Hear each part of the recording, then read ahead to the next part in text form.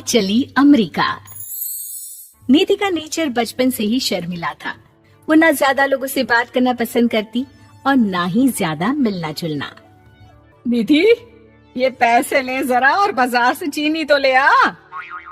नहीं माँ, मैं नहीं जाऊंगी, मुझे शर्म आती है, आप ही चले जाओ ना। अरे पता नहीं क्या करेगी ये लड़की, जीवन में कभी कुछ किया ही नहीं सिवाय पढ़ाई और घर के कामों के। इसकी शादी भी आसपास ही कहीं करवा दो, दूर जाकर इसका गुजारा कैसे होगा। निधि सुनती सबकी, समझती भी, लेकिन चुप करके रह जाती। एक दिन पिता के दोस्त अपने परिवार के साथ निधि के घर खाने पर आते हैं। उनकी बेटी बहुत ही स्मार्ट होती है। निधि बेटा, वीणा के साथ बात करो, देखो अंकल की बेटी भी आई है उनके साथ। निधि वीणा के साथ वहीं बैठ जाती है। चलो ना अंदर चलते हैं, यहाँ कहाँ बड़े लोगों के बीच बैठे। निधि माँ की तरफ देखती है और अंदर चली जाती है। वैसे मैंने ना अपना चैनल खोला है, तुम सब्सक्राइब करना उसमें। मैं ना ब्यूटी और फैशन की बात करती हूँ, ये देखो। ओह, इतने सारे लोगों के सामने तुम कैसे इतना बोल लेती हो? मुझे तो बहुत शर्म आती है। अरे शर्म कैसी। खैर, सीधी सादी सी निधि, उसकी शादी हो जाती है राकेश से। राकेश एक स्मार्ट लड़का था, उसे घूमना फिरना पसंद था, लेकिन निधि का शर्मिला व्यवहार वो समझ जाता है। अरे निधि, घर से बाहर क्यों नहीं निकलती? लोगों से मिला जुला करो, तभी तो पता चलेगा ना कि दुनिया कैसी है। क्या करना है पता करके, शादी से पहले पापा और अब आप। ठीक है ना, मुझे ज्यादा दुनियादारी में नहीं पड़ना। निधि की जिंदगी ठीक ठाक चल रही थी। उसके 2 लड़के होते हैं, दोनों को वो पढ़ाती लिखाती, उनका ख्याल रखती। निधि, 25 साल हो गए शादी को, दोनों बच्चे सेटल हैं। हम लोगों ने शहर में 2 मकान भी ले लिए। दोनों की शादी खुद का पता ही नहीं चला कैसे उड़ गया। हाँ ये तो है, मैं खुश हूँ। जिम्मेदारियाँ आती रही, मैं निभाती रही, और क्या चाहिए। देखो, मैंने सोचा है कि अब हम लोग अमेरिका जाकर रहेंगे। यहाँ की जिंदगी तो जी ली, वैसे मुझे वहाँ बहुत अच्छी नौकरी मिल रही है। मैं कैसे चलूंगी, मुझे वहाँ का कुछ नहीं पता।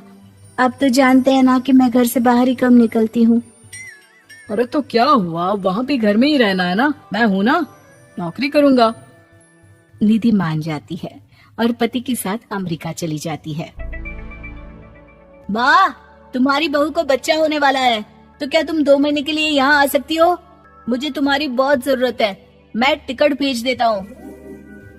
हाँ हाँ, ये तो बहुत खुशी की बात है। मेरा भी मन सबसे मिलने का कर रहा था, पर क्या माँ पर? अब मैं आऊंगी कैसे?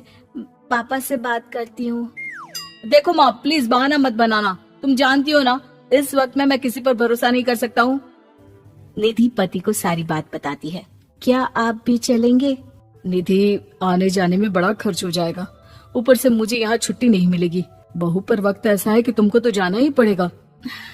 मैं अकेले दुकान तक तो नहीं जा पाती, इतनी दूर भारत कैसे जाऊंगी, मुझसे नहीं होगा। लेकिन सबके कहने पर निधि को जाना ही पड़ता है।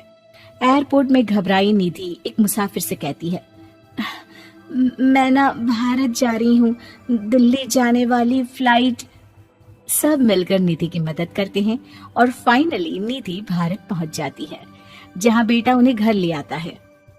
वाह माँ जी, यहाँ तो मैं भोपाल तक नहीं जा पाती, आप अमेरिका से आ गई। भाई चालाकी तो औरतों में होनी ही चाहिए, यहाँ हम बुद्धू के बुद्धू रह गए। निधि इतनी दूर और लंबा सफर करके थक जाती है, वो चुपचाप बैठ जाती है। बैठना नहीं है माँ जी, बच्चा पकड़ना है, ये लीजिए। और हाँ, घर का काम तो मैं करूंगी नहीं, जानती है ना शरीर कच्चा सा है, तो मुन्ने को सुलाकर कुछ बना लीजिएगा। निधि को बहू का व्यवहार बहुत बुरा लगता है। जैसी भी थी, पिता और पति की हमेशा लाडली रही थी निधि। निधि बेटे की तरफ देखती है। माँ, वो काम वाली कोई मिल नहीं रही है ना, मैं देखने की कोशिश तो कर रहा हूँ, जैसे ही मिल जाएगी वो संभालेगी सारा काम। अरे कैसी बात कर रहे हो, जब पहले मैंने कहा था कि अमेरिका से इनके टिकट में जो पैसा खर्च कर रहे हो उतने में नौकरानी रख लो, तो नहीं, मेरी बात पर विश्वास नहीं था। कि ना ना कोई मेरे बच्चे को अच्छे से नहीं संभालेगा। अब इनका भी खर्चा और नौकरानी का भी खर्चा। अरे ना जी ना, मैं नहीं संभाल सकती। निधि जैसे तैसे 2 महीने रहकर वापस अमेरिका चली जाती है, लेकिन वहां जाते ही जैसे राकेश उसे देखता है उसके गले लग जाता है। ये क्या हालत बना रखी है निधि, कैसी लग रही हो? खाना नहीं खाती थी क्या? क्या हो गया? निधि पति से कुछ नहीं कहती, बस रोती ही चली जाती है। मैं नहीं चाहूंगी कभी भी भारत, आप मुझे हमेशा यहीं रखना अपने पास। राकेश बेटे को फोन करता है। तुम्हारी माँ की जो दुर्दशा करके तुमने भेजा है ना, मुझे पता होता तो मैं अपनी बीवी को कभी तुम्हारे पास नहीं भेजता। पापा, आप तो रीना का नेचर जानते हैं ना, वो माँ पर हावी रहती थी। अब मैं तो ऑफिस चला जाता था, वो माँ पर जुल्म करती है, और माँ भी इतनी सीधी है कि चुपचाप सहती रही। मुझे माफ कर दीजिए पिताजी। खैर, राकेश कहता भी क्या, प्यार दुलार के साथ अपनी निधि को संभालने में लग जाता है। लेकिन कहते ना, वक्त हमेशा एक सा नहीं रहता। अमेरिका में ही राकेश की मृत्यु हो जाती है और निधि अकेली रह जाती है। बड़ा बेटा कहता है, माँ भारत चलो ना, हम लोग साथ रहेंगे। निधि को जैसे ही वो सब सीन्स याद आते हैं वो परेशान हो जाती है। समझ में नहीं आता कि पति के बिना अब जीवन कैसे चलाएगी। मैंने सारा जीवन घर का काम किया, घर देखा और जिंदगी चलाई, लेकिन जिस घर में रही सबने प्यार दिया, मैं वहां नहीं जाना चाहती। तभी राकेश जिस कंपनी में काम करता था उसका मालिक निधि के घर आता है। वो भी भारतीय ही होता है।